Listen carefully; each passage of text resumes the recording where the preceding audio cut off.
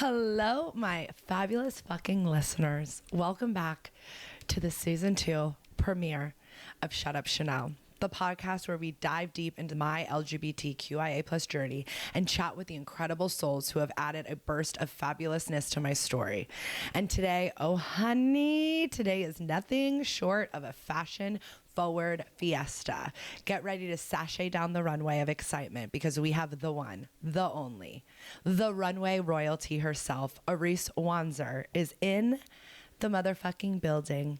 She's not just a model, she's a style supernova, a trend-setting tornado, and a walking, talking fashion fantasy. Arisce Wanzer has graced runways, shattered stereotypes, and left a trail of fierce fabulousness wherever she goes. Today, we're not just unpacking her wardrobe, we're diving into the high-heeled highs and runway revelations that make Arisce the fierce force she is. So whether you're strutting down the street or just lounging in your PJs, grab that fucking glitter, hit the subscribe button, and join me, Chanel Perrillo, for a runway-ready roller coaster with the sensational Arisce Wanzer. And after this episode, please subscribe to my Patreon. I would really love to have that grow this year so that the show could grow. I release the full videos on there. I am open to all and any suggestions of what you guys want to see more of this season, and I can't wait for you to hear this episode. Shut up, Chanel! Shut up, Chanel! Chanel, shut up! Shut up, shut up! Shut up, Chanel! Shut up, Chanel! Shut up, shut up, shut up, shut up, Chanel! Shut up, shut up, shut up, Chanel! Oh my God. So I already did like a little introduction off camera for you. So I'm just going to do a basic one right now. She is a model. She is a comedian. She is an actress. She's a sister. And now, dare do I say, a wife?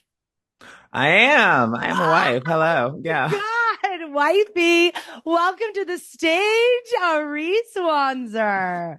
Thank you. Hello, Chanel. Welcome to Shut Up Chanel. I know. Hi. Talk to me. I cannot believe I'm on season 1. No, this is the start of season 2. Oh, thank God. I was like, I thought we didn't meet till later. But you honestly, we're at the very beginning. Like, I mean, we're going to go into that. But yes. So season 2, this is the first episode of season 2, which is really super exciting. yes. Come on, first episode. Yeah. I know. And I am kind of going a little bit out of the timeline based on like availabilities of everyone now. But the end of season 1 ended with like Marco and I meeting and all of that. And that like totally like ties into you. I want you to take the listeners like to where we first met. Like how did we meet? What was your impression of me? What did you think about me? Like fill me in. From what I remember, because I've heard all of these, I've heard all of your podcasts. I'm all caught up. Oh my God. Thank you. You're great, bitch. You're really good at this. Oh my God. Yeah, you're really fucking good at this. Yeah, it's fun to listen to. But it's like being backstage. But I remember the Standard before they closed it down. It had that back room, you know, that room you had to walk through the kitchen to get to. I can't remember what it was called. I don't know what my problem is, but I went all the time, and Lena used to spin there. And Smoke and Mirrors. It was called Smoke and Mirrors back in the. It was one of those places that changed its name like every other month, so that's why you don't remember. Oh, okay, that makes sense then. Okay. Yeah. I remember. It's funny because I met you when I met Marco. Is what I like, and we have pictures and everything. I met you guys there from what I remember because I was talking to Marco. We were sitting in the little VIP booth thing, and I had just moved here. This is 9 years ago. This is like 9 years ago because I'll have lived here for 10 years this month. And yeah, my bitch, God. 10-year LA anniversary. A decade. But, a decade, bitch. A big decade. Yeah, lots happened. I met you guys back there, and I was sitting next to Marco in the VIP, and I didn't know who he was because he covers his face in all his pictures, or he used to. No one knew what Marco looked like. Okay. No one. And we got to talking. He goes, "Oh my God." He said, "I've been looking for you." He said, "I love your work, blah, blah, blah. You've got to walk in my show in the fall." And you know, LA. I was like, "Oh, this guy is a liar, but sure. Yeah, I'll do it. Here's my number, blah, blah, blah." And then you reached out to me in the fall. You're like, "Hey, do you want to walk?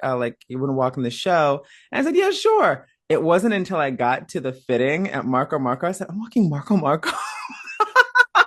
And then I was like, you're Marco Morante? Like, I said, you're Marco? And he goes, yeah, bitch, who'd you think I was? I said, I didn't know. I just said yes. Like, Oh my God. And that was the time where like we were all out every night and like things would happen at like, 2 a.m. And then the next day it would be like, oh my God, I met this person, like yeah. reach out to them. That was the vibe.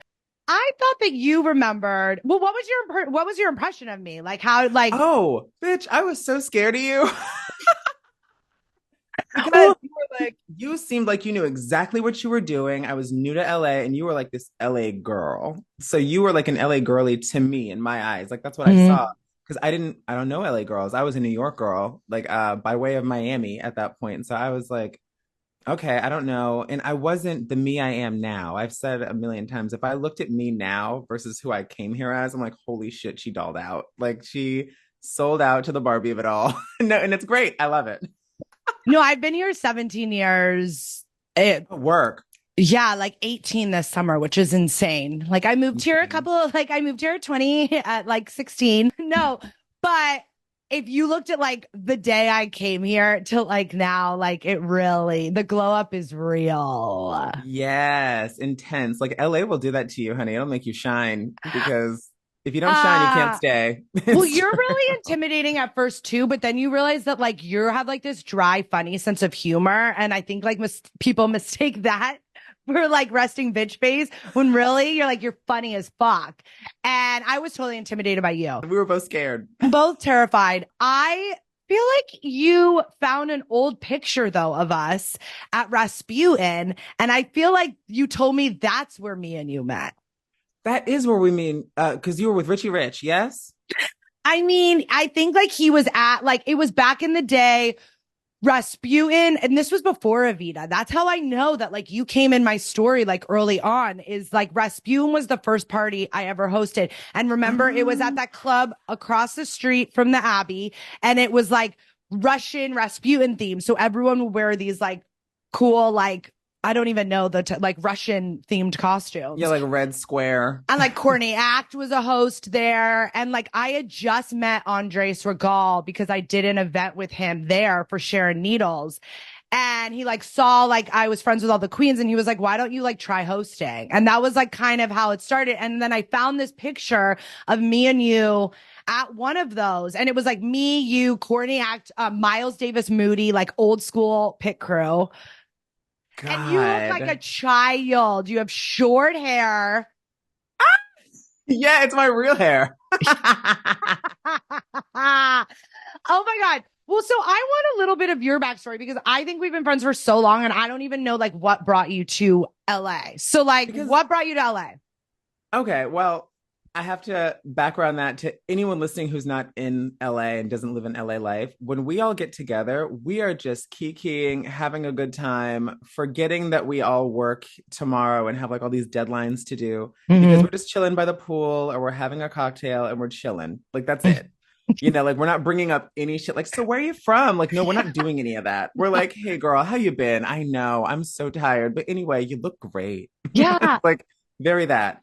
And Well, yeah, so and I think it is a very like work mindset, like here. And so, like when you do have like a day off, like the last thing I want to talk about is like where I grew up and like what I no, do and like all no, that kind of stuff. no, That's yeah, no, like thank that's you. like maybe 2:30 in the morning back in the day when like you're just spilling Bitch, tea. yeah, that's the afters. That's where you talk. The afters is where you spill that shit. Now we're all like, we're too old to go to the afters, or we can't make it that late. I'm like 3 a.m. Girl, I'm not. I gotta go home. I have a dog. You have a dog. We all have dogs.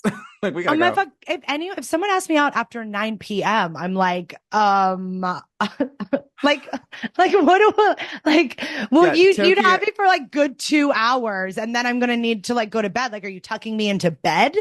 Oh, bitch, really? No, seriously, I just did that the other night. I went to Heart because Tokyo was throwing a party and it was like a Mhm. season 15 reunion. And, I knew some of the girls, STDs was Mhm. there.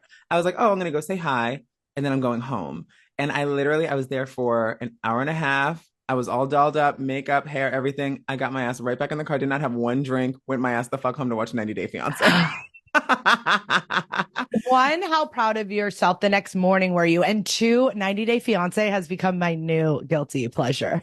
It's I think it's the last frontier of reality TV to be like raw. Like, because those people are unfiltered, they spill all the tea and it's a mess. It's really fun to watch. Mess. And this new season is so good. And Nikki from the show, I actually remember Nikki Exotica from back Nikki in the Exotica, day. yes, the dolls are on the show. The dolls, I was so proud of her and she looks so good and she's like killing it. Like she's killing it. Yeah, she's calling that guy on all his shit because he is garbage. He's such trash. I was like, girl, you better run from him. I hope she does not marry him because a lot of them end up getting married to these idiots. But okay. Okay, yeah. Back I know. to So I know. Sorry, everybody. Sorry, no, everybody. This is Shut Up Chanel, where we go on crazy tangents that have nothing to do with what I had planned. So, yes, but I want to know, what's your origin story, Arisce? Fill us in. I am from Woodbridge, Virginia. I have a very supportive, I used to call it liberal family, but now I would say progressive family because they are progressive Black people. I moved to Miami when I was 18. And I always tell people I came out as trans as soon as I hit the tarmac because I knew I was trans since I was a little kid.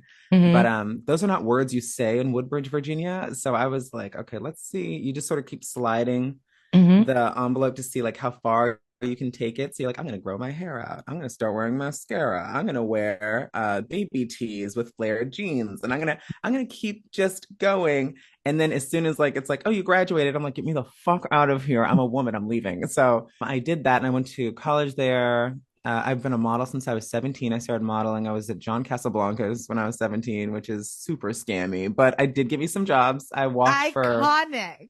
I know. I walked for local fashion shows, everybody. We didn't have Instagram. We didn't have TikTok to make us famous. I walked for American Eagle and I walked for J.C. Penney and Saks and whoever was at the mall. You're in the local Penny Saver catalogs and like, oh, look, I'm a model. And everyone at school laughs. But it's like, okay. But look at me now, bitch. Anyway. Look at you fucking now. Bam. I know. Still not high enough, but fuck it. Right. No, but happy. I'm happy. Then I moved to Miami and then I signed with who was my first agency in Miami? Because I changed agencies every 6 months to a year, like whoever the shortest contract was, because they didn't have 3-year contracts back then, not for trans people. And so I would send like a 6-monther and then I would do like a 1 year somewhere. But I think I was with Irene Marie or Green first. And those are choppy because I looked so similar when I was at both those places. When you change your comp card, that's when you like can really put the year in. But I'm like, I was at one of those two the first year. But and that was interesting. So that's my first agency is where I came out as trans. And I was like, hey, so I'm going to transition. And my agent at the time, she was from Jersey. And she's like, just don't get your tits too big. You need to fit the clothes. You got a job to do. You need to fit the clothes. She goes, keep your skinny tits for your skinny ass. She goes, you don't have the proportions for it. I said, she just kind of reamed me on what I'm supposed to look like. And I was like, okay. And so, and that woman was me. No, just kidding. Honestly, similar voices. She's like, don't get your tits too big. She goes, you're going to look crazy. And she's like, you look like Dolly Parton. You have no ass and big tits. I was like, okay. She's like, you'll never work in this town. Anyway, she was right though. She was right because I did book after I walked all the Miami fashion weeks. I had a good time, but I did plateau there. I lived there for 5 years, graduated from college. I went to fashion school at the Art Institute. So I went to FITM. Oh, work. Yeah, I didn't take an SAT though. Oh, wow. I took SATs, but I think I was like drunk during them, to be honest with you. Oh, no, this is like a pay for play, like college. Like you pretty much just, it's like a community college you go to far away. But real degree, it was accredited. I got my fashion merchandising and marketing degree. And wait, that's what my degree is. Bitch, let's open up a store. Let's work them storefronts. Do that store layout. Bitch. Just who knew the whole time we were both merch marketing. I mean, that's why like whenever I work with Marco, like I feel like I like all that money I am still like paying on student loans like went to something because I'm like I'm still like teetering the line of working in the fashion industry, you know? Yeah, no, that's like when I style myself for all these red carpets and I'm like, okay, I'm technically the mannequin that I was putting in the window. And I'm like, okay, this needs a bracelet here. Like, let's sell this bracelet. Woodbridge, Virginia. What were you like in high school? Because it's so funny. Like I have only met you, like, I only know Arisce. Like, I don't know any other version of you. And so I am curious to know, like, who you were when you were younger. I was, you could call it a mean girl, but I would call it defensive. Okay. So I was captain of my cheerleading squad. I was prom king. Yeah, fair votes too. I was popular. I was very popular in high school. You Middle better school work. was a nightmare. Middle school was a nightmare because everyone's hormones are rushing. I'm like this femme thing no one understands, and so I was bullied, and it was terrible. And I was still bullied in high school. It's just everything was changing because Paris and Nicole were like big, Okay. and I kind of like embraced that. Like I still have a Paris and Nicole poster on my door in my room, my childhood room, at like the Simple Life. Yeah, And the second you said that, the picture came up in my head of them standing with the. yeah, and that's who I like. I was like, me. That's me. Mm-hmm. I'm gonna be famous for being famous, and I'm that bitch, and I'm Mm-hmm. Fenty, and I'm fabulous, and I wear designer. And so I was shopping at like Saks and Nordstrom, and I was using valet at people in Virginia will know, but I was going to Tyson's too and shopping at Versace with my mom's card. Yeah, I was having a great time. So I was super cunty. Anyways, so I'm like decked out in designer. I'm wearing diesel and it was great. I was expressing myself. I had long hair and I had the spider lash mascara and bronzer for days. I was so, when I look at high school pictures, I was so bronzed out. I was like, wow, like I haven't been that color in so long. I think about the foundation colors that I wore, like those memes that they make of like girls in the like early 2000s are like so relatable to. I think me and you were actually the same age. Like, I think did you graduate in 04? Oh, 05. Okay, so you were a year younger than me. Oh my God, I Yeah. love that. So yeah, we're the same generation. Yeah, but I think we're the same age because I had an October birthday. You know how they did that cutoff thing when we were Yes. kids? So, Yes. but I was the first one that could drive in my age. So I was the first one with a car and I could buy everyone cigarettes. It was great. I It was fun. totally, yeah. My birthday's in August, so that's why like I graduated at 17. Like I was young. Yeah, you just And made it. my best friend Mallory was the one that had to drive because there was that like that junior year, you had that one friend that could drive. Yeah, and that old ass friend that was born in October or like thereafter. Yeah, it was always oh my God, I love that. And so like what? Yeah. Like you went into high school and you just like you got your confidence from Nicole and Paris? Because I think it's like hard for No. someone to understand how you just like you went from being bullied to like this switch of confidence. Oh, okay. So no, that came from my mom. And so like I owe her everything. I still do. I love her so much. She's my best friend. I love my mom so much. We talk every day. I remember I came home one day, and this is like end of middle school, and I had just made the cheerleading squad, and they announced it on the announcements in 8th grade. And of course, I was getting bullied heavily. Like, oh my God, like you're gonna be a boy on the cheerleading squad. Faggot, faggot, faggot. You knew you act like a girl, blah, blah, blah. You look like a girl. And I was just like, what am I going to do? And so like it was a lot of pressure, and it was something I was really proud of because not everyone made it. Like a lot of people didn't make it. And so I was like, I was really good. Like I could tumble and I was doing all the jumps and splits and stuff. And so I was really proud of myself, and I didn't understand why everyone was they'd laugh at my jokes in class and they were nice to me like one-on-one, but if they were in a group setting, everyone bullied me and was nasty to me and treated me like shit. I just didn't have any friends. And I was like, I'd come home and just watch like HGTV and just, wait for a track practice. And my brother had all these friends. He had a very social life, and I just didn't have any of that. And I remember one day I just came home and I was really upset. And I was just like, Mom, what is with this? Like, why are they so Jekyll and Hyde with me? Like, everyone seems to enjoy my company, but they just don't like that I'm different and I can't change. I don't know what to do. Because when you try to be like them, they're worse. Because they're like, you think you blend in here? Absolutely not, freak. And I'm like, damn, like, I can't win. And she said, honey, she said, kids are dumb as hell. They're always going to be. She goes, you are surrounded by the stupidest people on the planet. She said, and they will believe what you want them to believe. She goes, you act like you're hot shit. You are hot shit because they don't know otherwise. She said, so fuck them. They're a bunch of losers who dress bad. And I was like, okay. And I took that. It was like a light bulb went off, and I just turned into kind of a bitch after that. And people really respected me because I didn't take shit from anybody. They'd be like, faggot. I'm like, everyone knows that already. I don't care. I don't care. They're like, oh, you dress like a girl. I'm like, yeah, and it's designer. Eat shit. And I remember when I was 16, I got a BMW 325 CI convertible, brand new. But You've always it was used. It was used. You like? But I feel like you like cars. Cars are a thing. I with love you. cars. Yeah, I love those. So that was my first car, and it was in steel blue. We got that car. It was 2002 and 2002, honey. And so I remember pulling up to school and the teachers were gagged because I had a nicer car than any teacher at that school.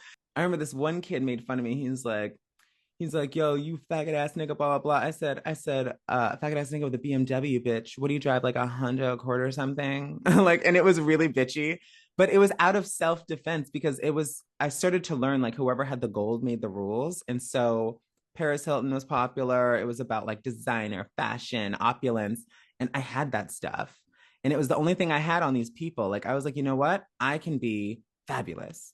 Like I can't fit it in.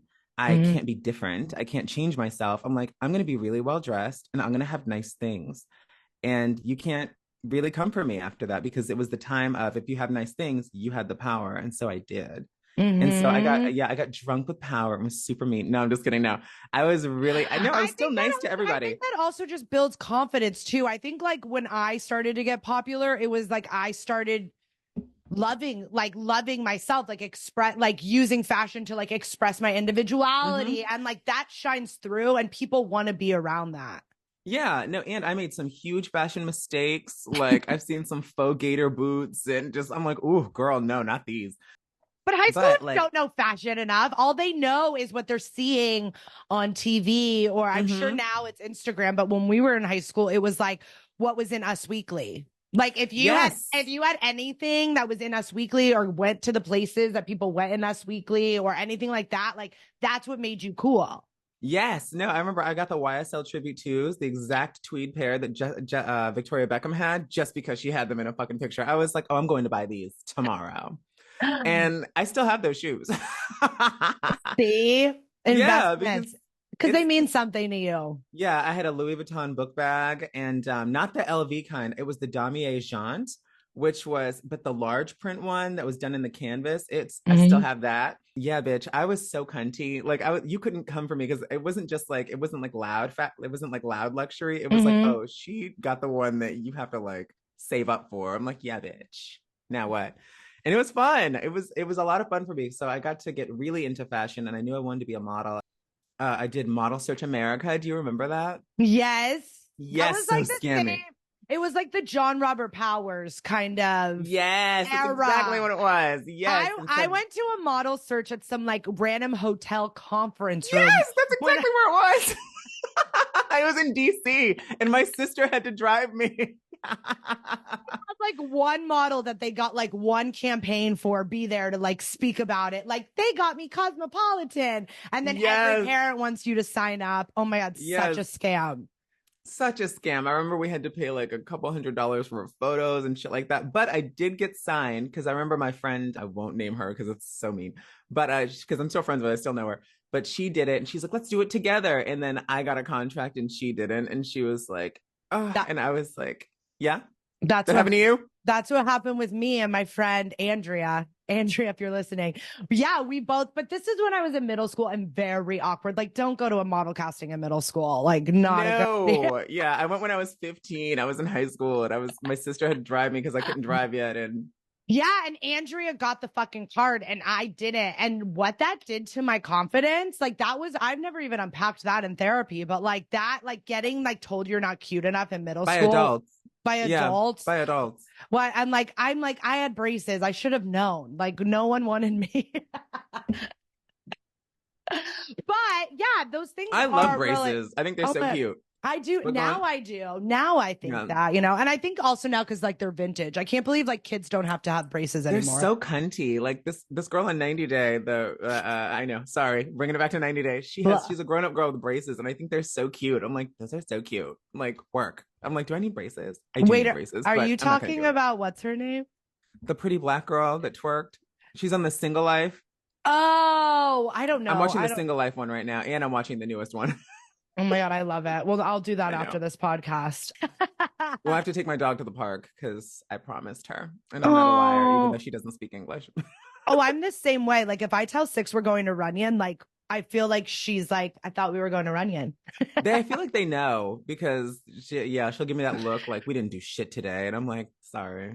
But But anyway, so yeah, we did Model Search America, and I got signed to John Casablancas, and I started doing local mall fashion shows and local Penny Saver magazine things that end up on your doorstep.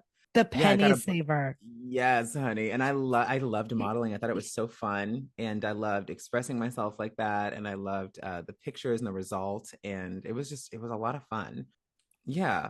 And then Then you went to New yeah, York, and then you no, then I went to decided. Miami. Then I went to Then you Miami went, to go yeah. to Then you went school. to Miami. That's where you Mhm. like found, because when you were entering these contests, you weren't out as trans yet. No, no, no. I was just like a femme queen. Because I wasn't like when I was modeling, they weren't putting me in like suits. Like I was like, they would always make me have like a faux hawk with like a star like over my eye and like with glitter lipstick. And they'd always make me like look so androgynous, so pretty. And I'm like, Yeah. okay. And I was They're like, and like I didn't, gender fact. yeah, no, bitch, I didn't know what androgynous meant. I was like, they just kept saying it. I was like, okay. You're like, Mom, I'm androgynous. When did you Yeah. come out to your mom as trans? Oh my God. It was my first trip home from Miami because I was literally living as a woman there at school, like going by my new name. And I was like, and I just knew I had to tell her because I knew pictures were going to start surfacing because we're posting on Facebook and MySpace was dying because MySpace was a thing, y'all. Like this is 2005. And Mm-hmm. so it was my first trip back. And I remember we pulled into the driveway and I just, cause I was like, God, I wanted to tell her the whole way home from when she picked me up from the airport. And I said, Mom, and I was shaking. I was like, oh my God. I said, Mom, I said, I'm transgender. And she said, okay, what's transgender? And so I told her and she goes, okay, that sounds about right. You know, she was like, that sounds about right. I think that sounds like you. And she said, well, what are you going to do? I said, I don't know. I said, I don't know what you're supposed to do. And she's like, well, are you happy? I said, no, I don't want to go to school anymore. I want to be a model in New York. She's like, well, she goes, I'm not going to pay for that.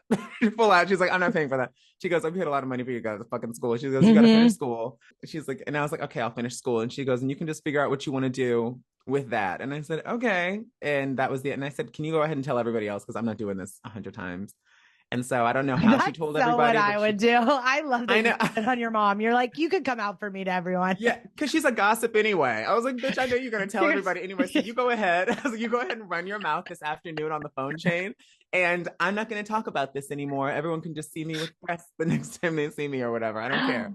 And did And you have to like so introduce, like, how was it? Did you tell her, like, I would like for you to call me this name? Like, how did that conversation yeah, go? yeah. Like I remember I told her that right away and she was really good at it. Yeah, she had very few slip ups. She was like, I feel like this is natural. I feel like this is good. And Mm-hmm. she has three other kids, so it's like one was gonna be kind of weird. And it's me.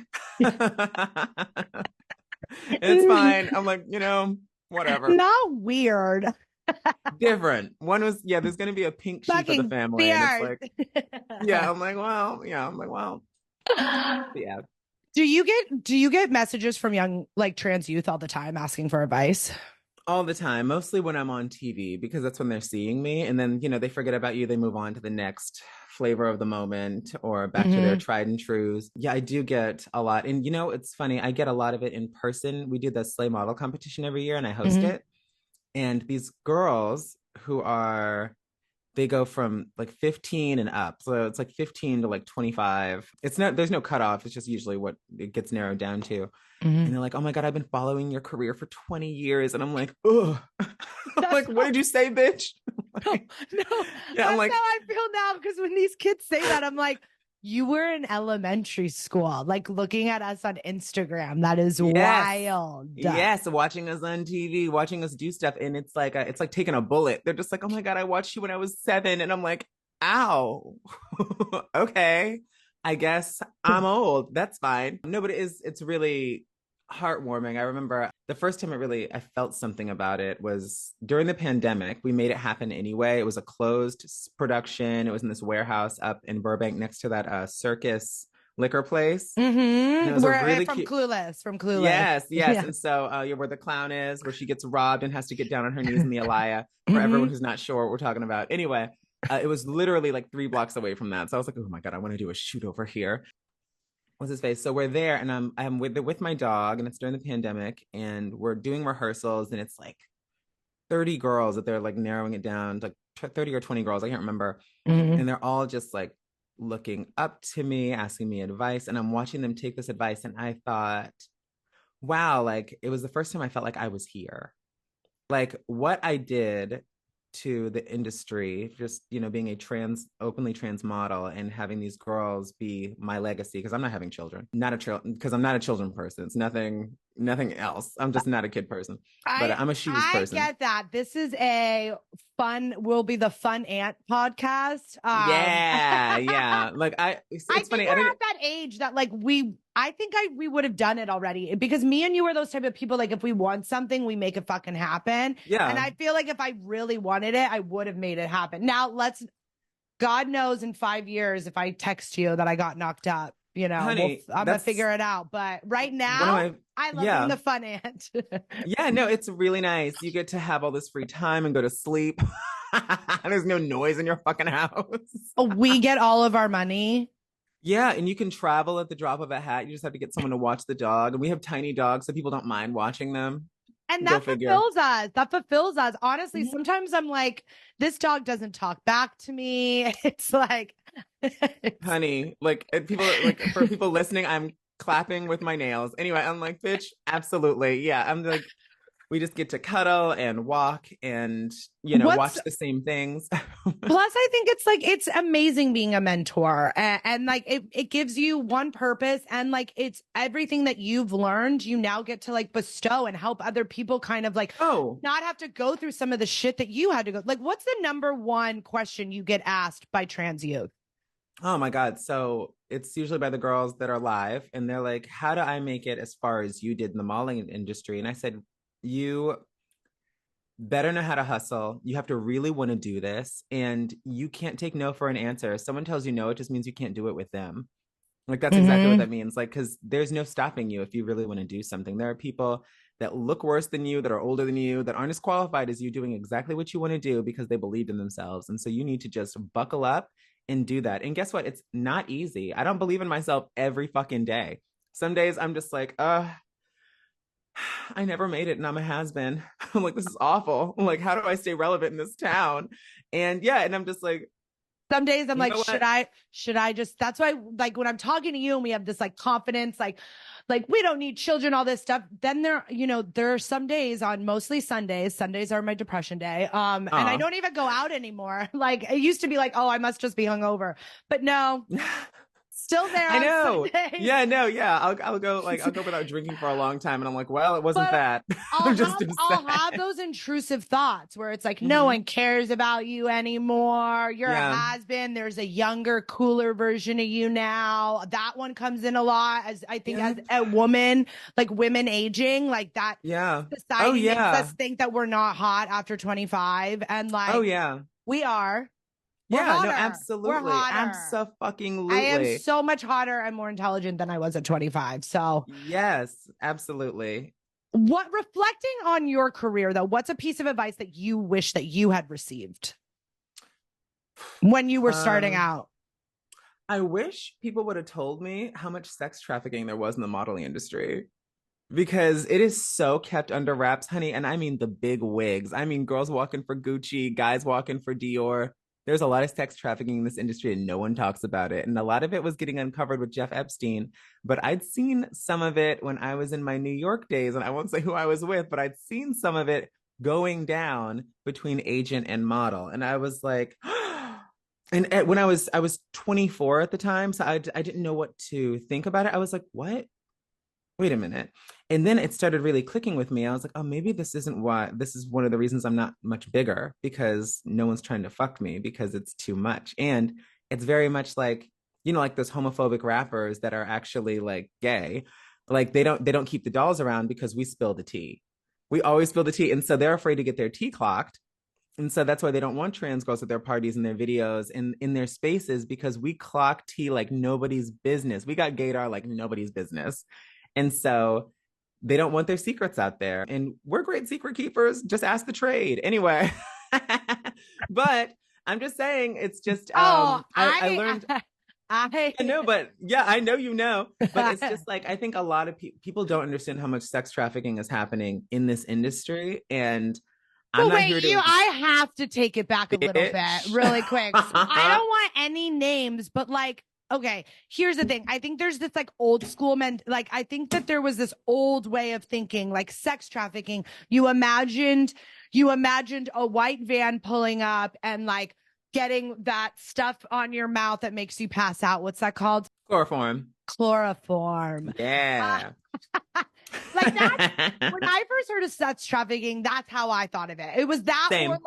or you're like in some like, other country and, you get like kidnapped on the street. But like now I'm learning like sex trafficking is so much more than that.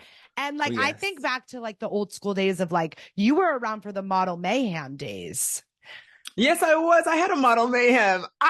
That was a huge sex trafficking website that now is being. Oh. Yeah, now they're like uncovering all these sex traffickers from that website. Back in the day, because there wasn't Instagram and there wasn't even MySpace or Facebook, like there was this website called Model Mayhem and it was Instagram. Like you would put up your photos, like your hottest photos, and it was like a collab website. Like you could just message people and be like, let's collab.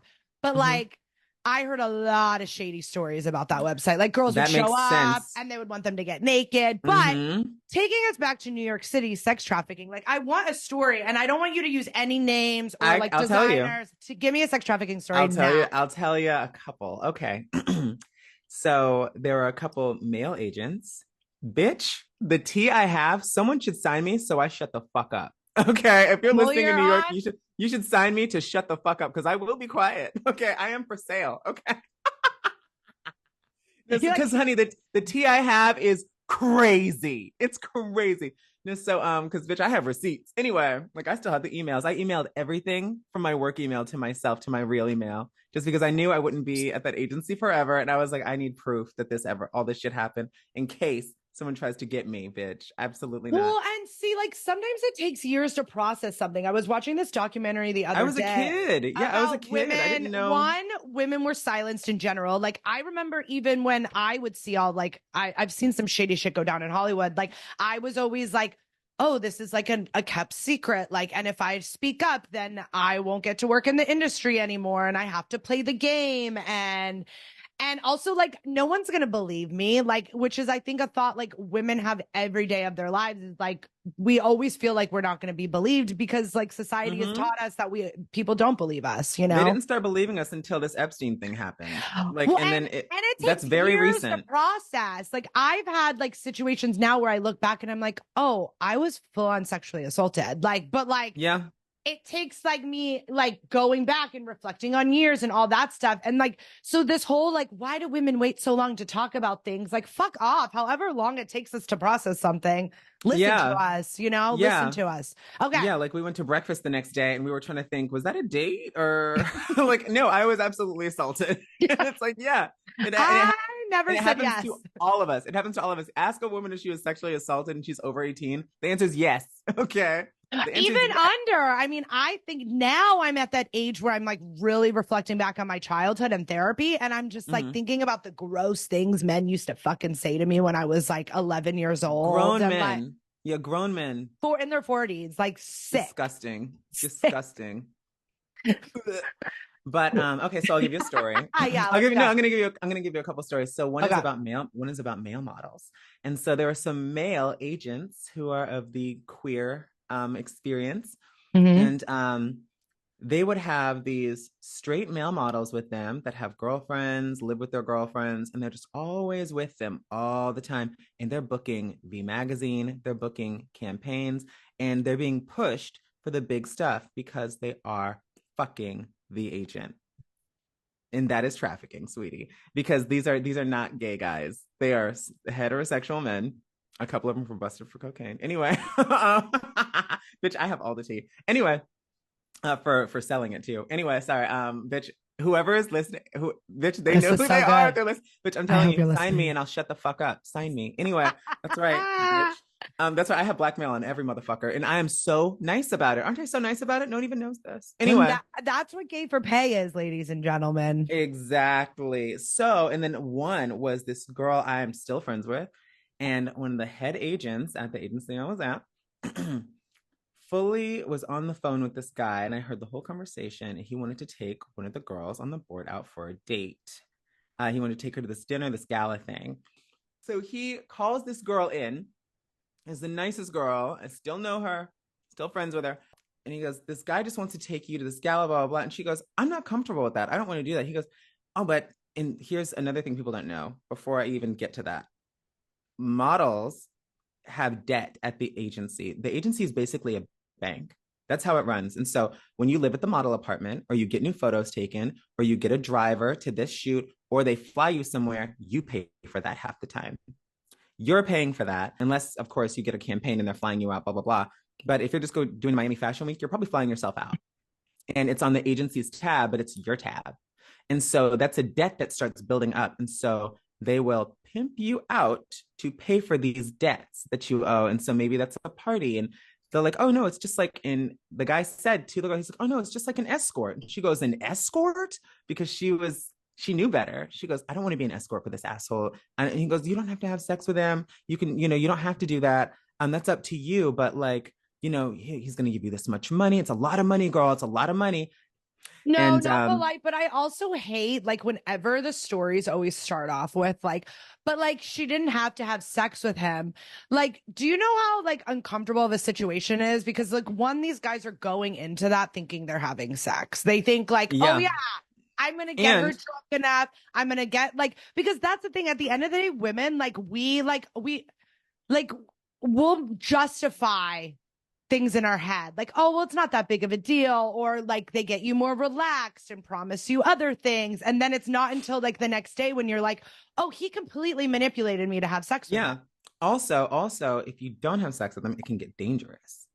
Because now he can get violent, and it's like every girl knows that, and it's just like, do I want to walk away from this scarred, or do I want to, and it's just like, or am I willing to face mortality, and it's just like, I don't want to get killed over this.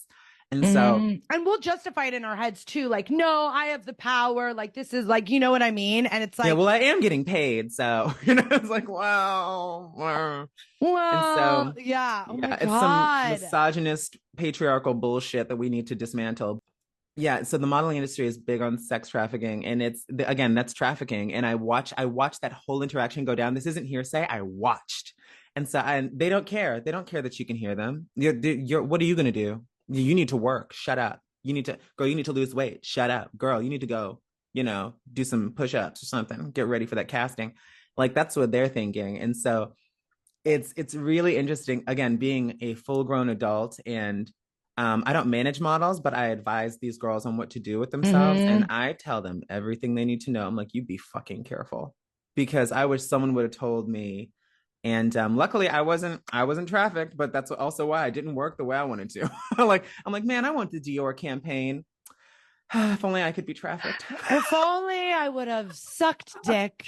I know. Damn, double damn.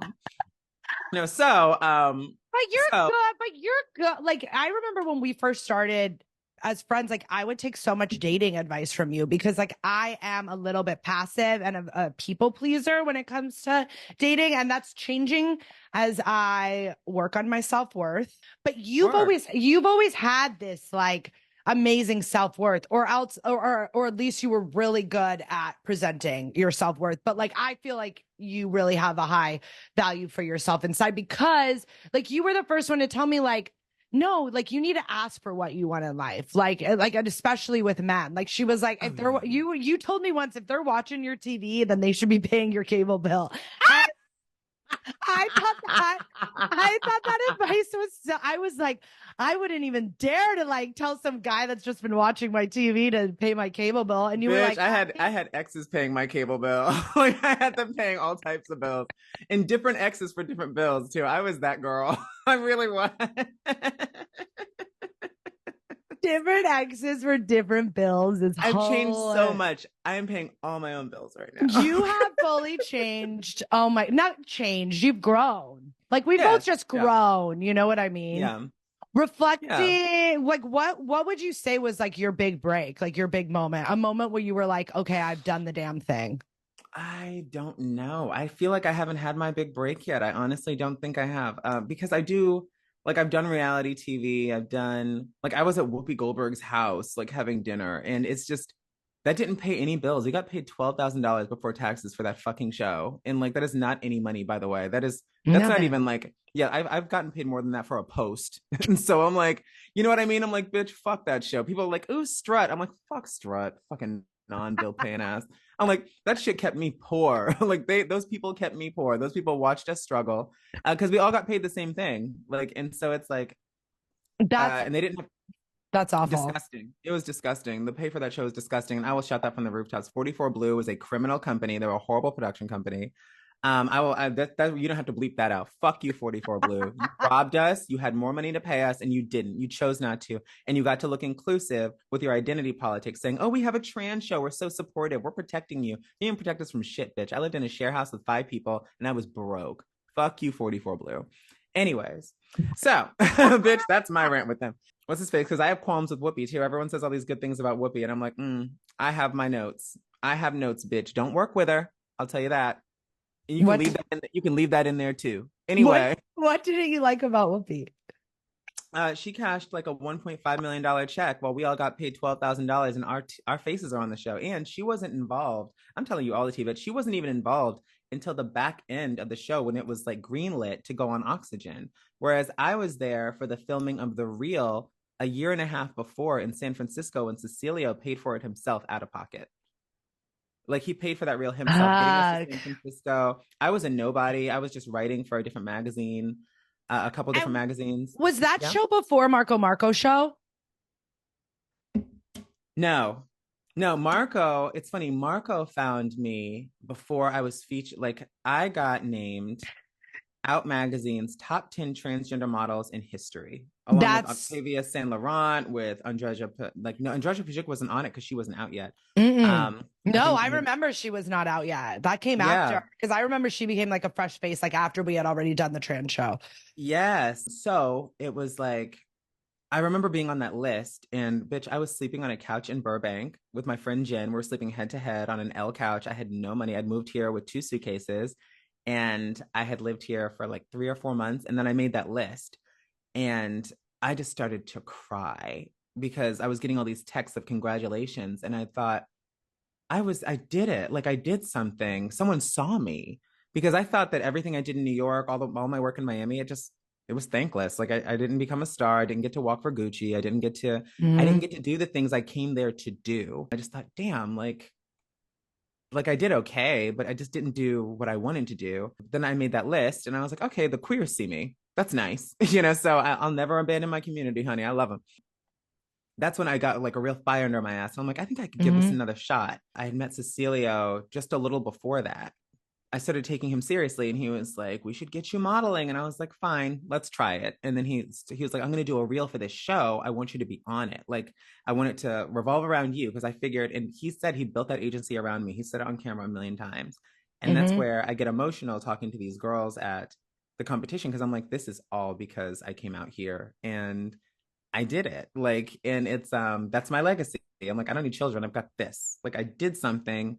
All these girls have a place to get work. A lot of them, like they're on billboards. I've seen them work for Sephora, like on billboards for Sephora, billboards for Sweet Greens, featured in Vogue Scandinavia, Vogue Russia, Vogue. Like, I'm just like, wow, like all these trans models have some place to go. And it's like, I wish I would have had that. And I'm so glad that they do. And I don't want their lives to be as hard as mine was. I'm so glad the door is open behind me, and I'm leaving it open. Please run through, do better than me, do better than I ever did, because this was fucking hard.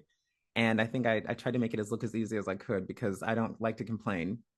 So No, like you did walk so a lot of girls can run. And there's like the girls before you that had to like that were the blueprint for you to look at, and like oh yeah. Your like, Lena Bradford, your Candace Kane, your Roberta Close, your Lauren Foster. Lauren Foster, honey, Mother Lauren Foster. Yeah, she was next on the list.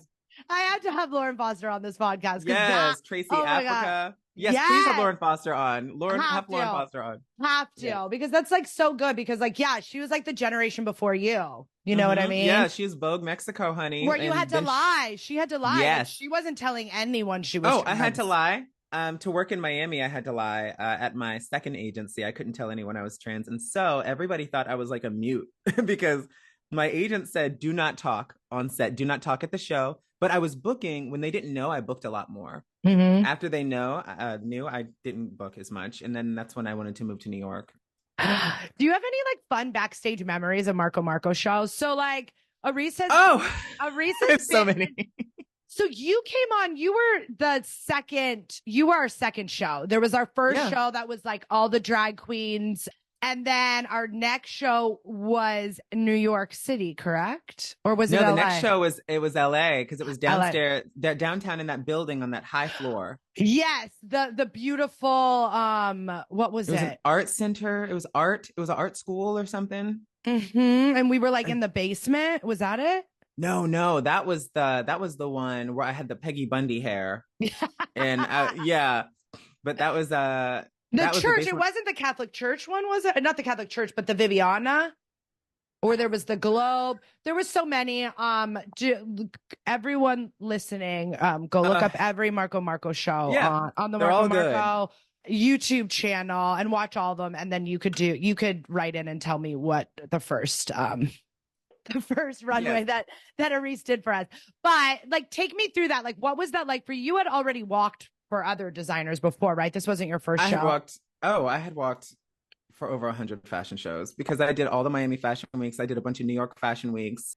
I'd done LA Fashion Week already twice at that point because I did this show in the summer and then anyways, whatever. But I had just been featured. I remember because my hair in that show was the long blonde hair that I had for my Vogue Germany digital cover. Oh, and because then I got featured in Vogue Germany. This is before I was on TV. I wasn't even on TV yet. And I got featured in Vogue Germany as one of like the top trans models. And I was like, get the fuck out of here. And I couldn't believe it because I was broke. And so I was like, I don't have any money. I'm one of the top trans models. And I wasn't booking a fucking thing. Nothing major. And so and Marco and I would build lists, like, because back in the day, like, that's how I would like Google like top trans models in the world. And then I would create a list and then I would like find any way to like reach out to them. And I think like even like we had you on a list and that night we probably saw you. It was probably like, oh my God, she's here. He said that. He said, I was looking for you. I said, why? I was like, where were you looking? I'm like, where the fuck would you find me? Well, because we would just look. I mean, even when we did the all trans show in New York, like I didn't know any trans men at that time. That was like my first. I knew Laith, Ashley. Like, you guys got some good ones. Yeah, that was, and I think I met Laith through you. Oh, really? I met him on TV. Laith was probably on a list too, because he's always on TV. Yeah, he's always first on the list. But there was this FTM Instagram account, and I would go on there every day, and I would just like start like lists of like all the people that they would post. Like I would like see who they posted, then I would like go to their page, and then I would just like create a list, and then I present them to Marco and be like, "What do you think about these people?" But yeah, Smart. It's all just like search and find. Okay, favorite Marco backstage memory. Oh my God, I have so many. Because a now good one, a juicy one. I've been in every show, like except for one. So I'll go with my first one. My first memory backstage, and then I'm gonna say a funny one for the next one. So my first one was the first show.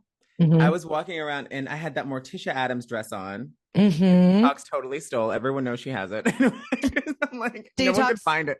Detox, we know you have the dress, bitch. I know you only watch the short videos of my podcast, Detox, but we want that dress back. Everyone knows. I'm not the first one to say it. Everyone knows she has that fucking dress. Anyway, I love you, Detox. I love you so much. Everyone buy fluorescents. See, we did a commercial. Anyway. Yes.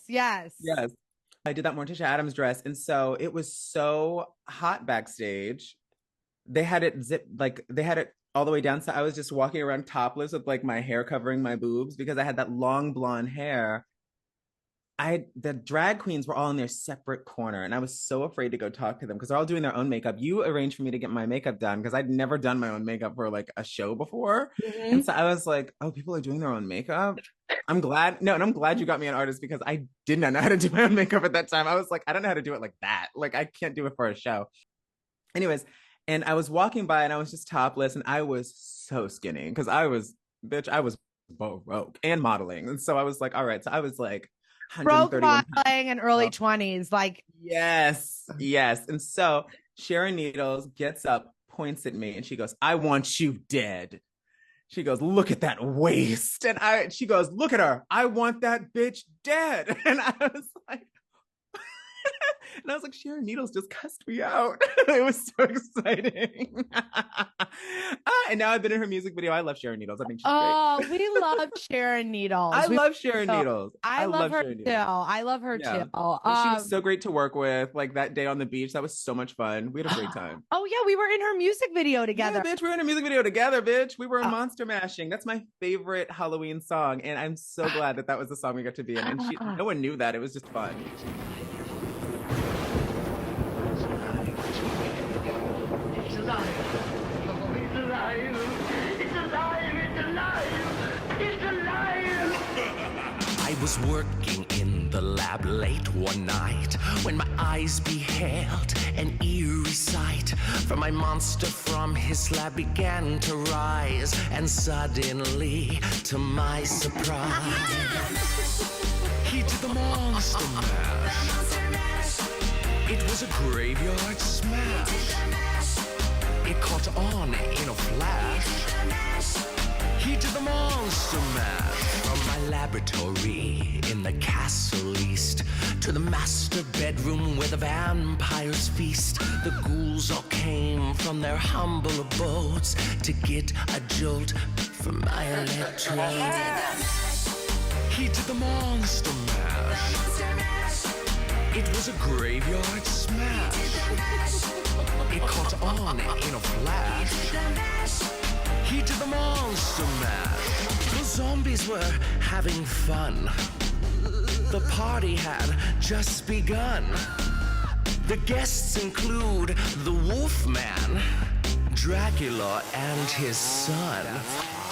The scene was rocking, all were digging the sounds. Igor on chains backed by his baying hounds. The coffin bangers were about to arrive with their vocal group, the Crypt Kicker Five. He did the monster mash. It was a graveyard smash. It caught on in a flash. He did the monster mash. Out from his coffin, Drax's voice did ring. Seems he was troubled by just one thing. He opened the lid and he shook his fist and he said, whatever happened to the Transylvania twist? He did the monster mash. It was a graveyard smash. It caught on in a flash. He did the monster mash.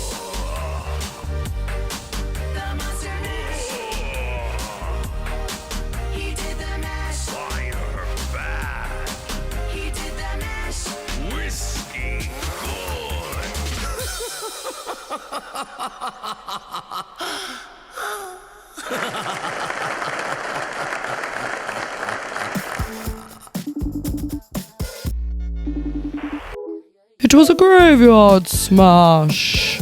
She did the mash. All right, let's take a little break right there. That's a wrap on our season 2 premiere episode, part 1, featuring the incredible Arisce Wanzer. I want to thank each and every one of you for tuning in to this momentous journey with me. But hold on to your sequins because the adventure continues. Join us next Thursday for part 2 as we dive even deeper into Arisce's life, dreams, triumphs, and our friendship. Are you excited? Because I bet you are. Please make sure to subscribe to Shut Up Chanel to catch every episode of this groundbreaking season. Plus, head over to our Patreon for exclusive content and full videos. Stay fabulous, stay tuned, and stay motherfucking proud. I will see you next week.